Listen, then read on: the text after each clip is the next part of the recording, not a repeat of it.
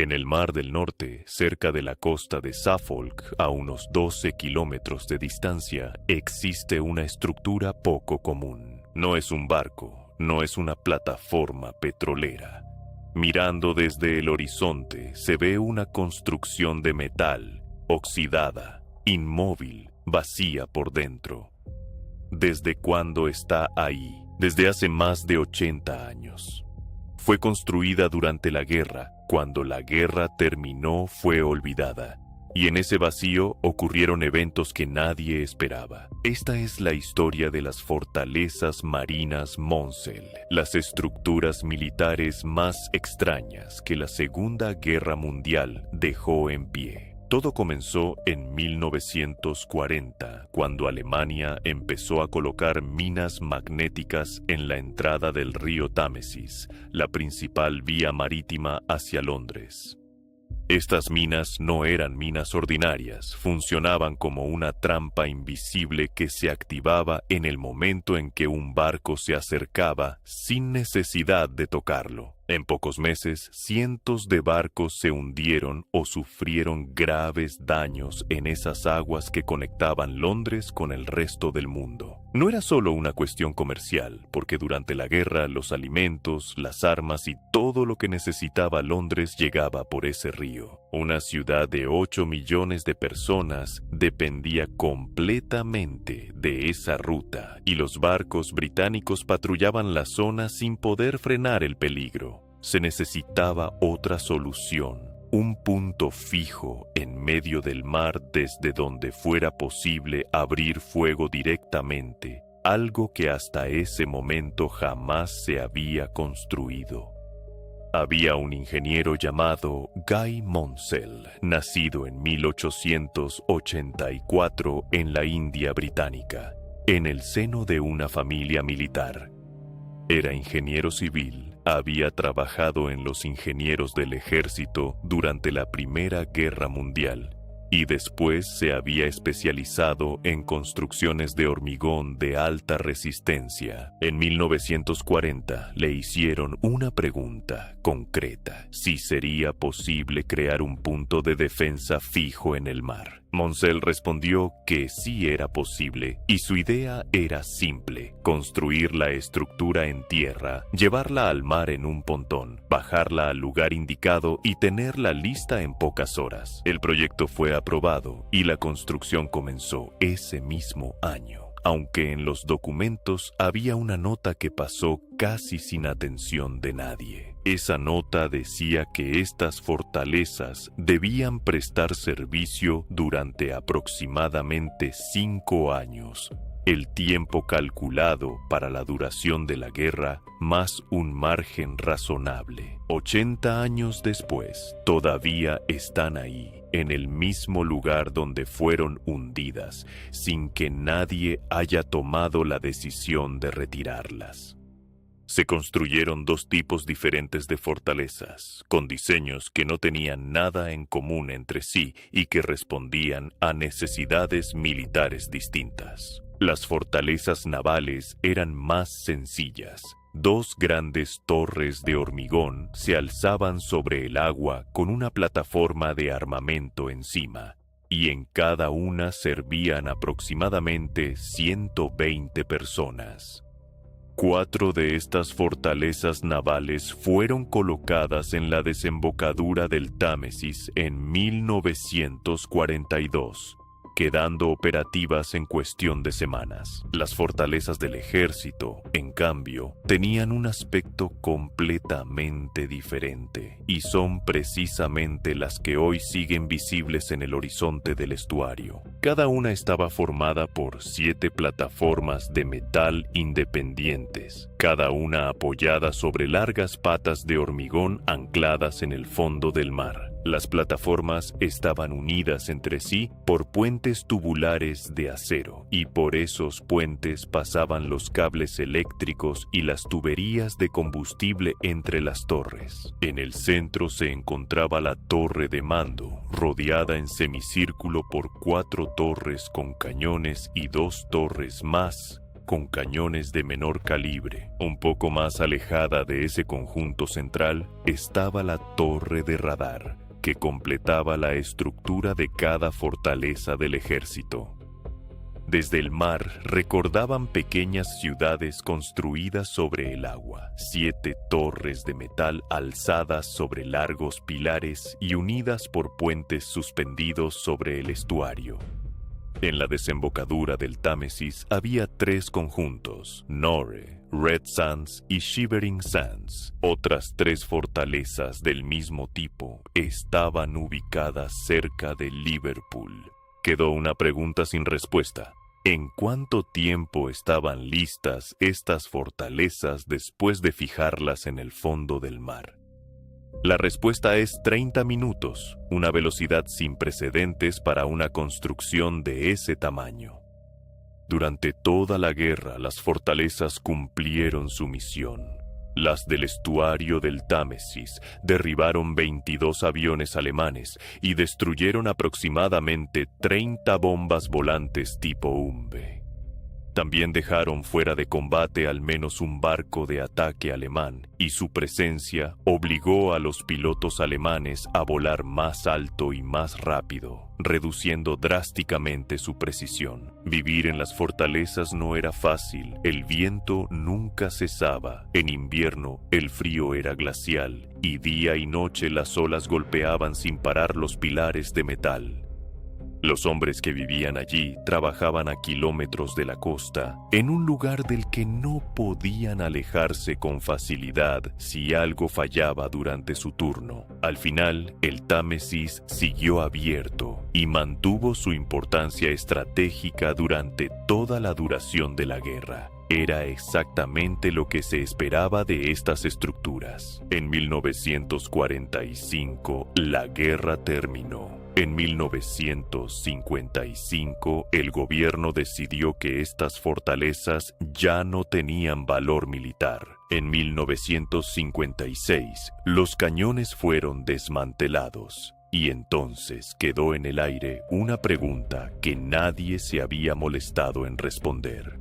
¿Qué se haría con estas enormes construcciones? No llegó ninguna respuesta concreta y las fortalezas pasaron a un régimen de mantenimiento provisional que fue reduciéndose poco a poco hasta desaparecer por completo. El mar, sin embargo, no esperó a que alguien decidiera, y en 1953 ocurrió un incidente en el Norefort que dejó la situación muy clara. Durante una fuerte tormenta, el barco noruego Baalbek chocó contra la fortaleza y la colisión destruyó 2 de las 7 torres, matando a 4 trabajadores civiles de mantenimiento, 4 personas en una fortaleza que ya no tenía ningún valor militar, en un lugar que nadie había cerrado oficialmente y del que nadie había asumido la responsabilidad formal.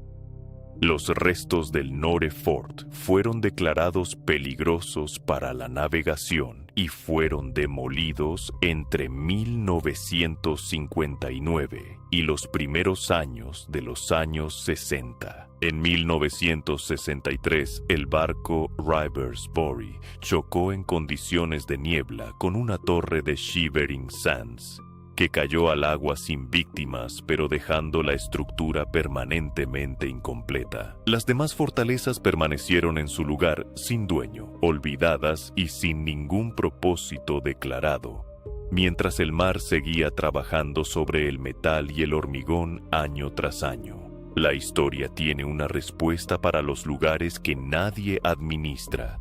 Los llena de nuevas historias. Y eso fue exactamente lo que ocurrió aquí.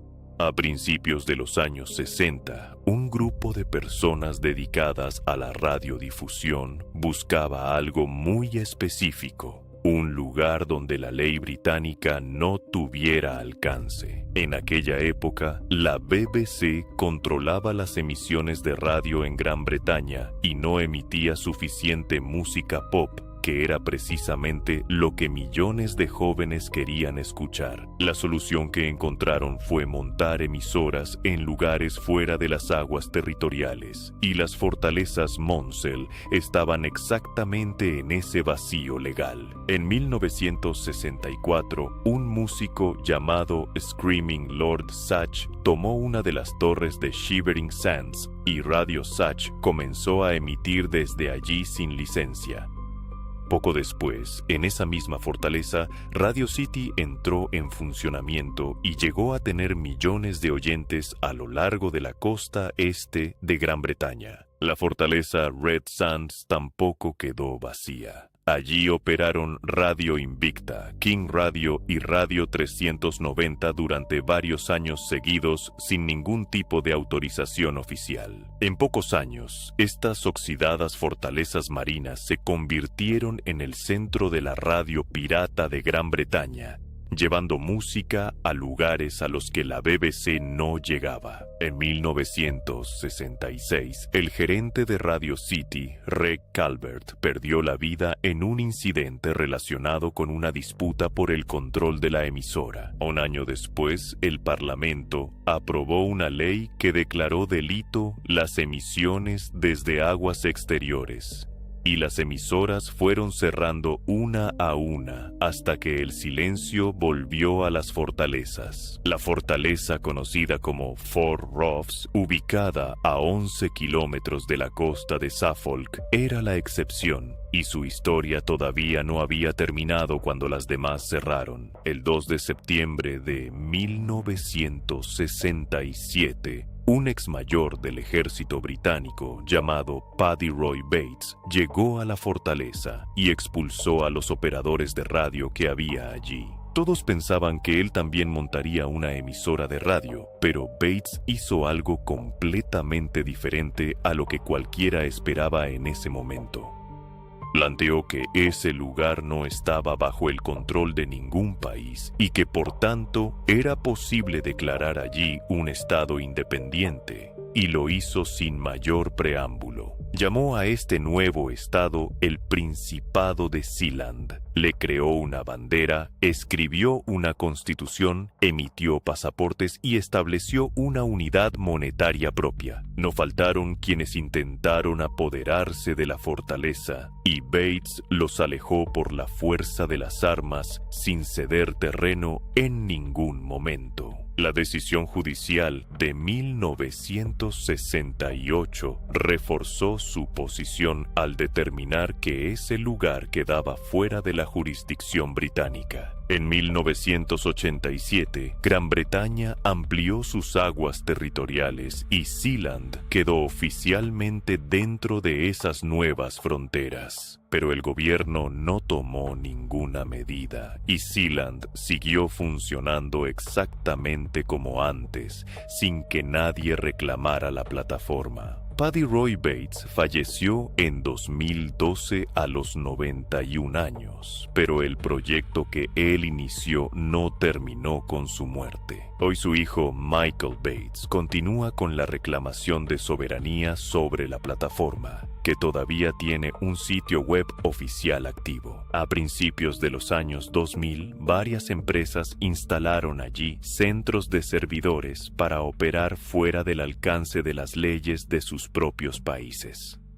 Una fortaleza marina construida en 1942 para proteger el estuario del Támesis se convirtió, décadas después, en uno de los experimentos políticos más insólitos de la historia contemporánea. No porque alguien lo hubiera planeado así, sino porque nadie dio un paso decisivo para detenerla o cerrarla en el momento en que todavía era posible hacerlo. Red Sands y Shivering Sands siguen hoy en la desembocadura del Támesis, con parte de los puentes caída al agua, el acero completamente oxidado y el hormigón agrietado. Las plataformas donde antes estaban los cañones ahora están vacías, y el destino del fuerte Red Sands depende de los esfuerzos del grupo Project Red Sand.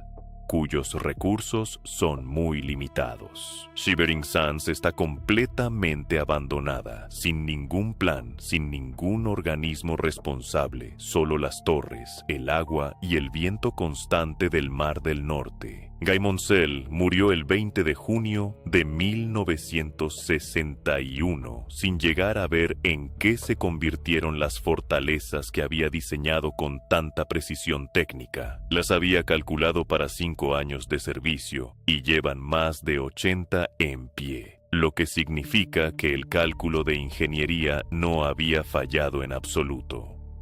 El hormigón y el acero resistieron exactamente como estaba previsto, pero lo que había fallado era otra cosa completamente distinta. En ningún documento estaba escrito qué harían con estas fortalezas cuando ya no las necesitaran, y esa pregunta quedó sin respuesta durante décadas. Y las preguntas sin respuesta no se quedan vacías.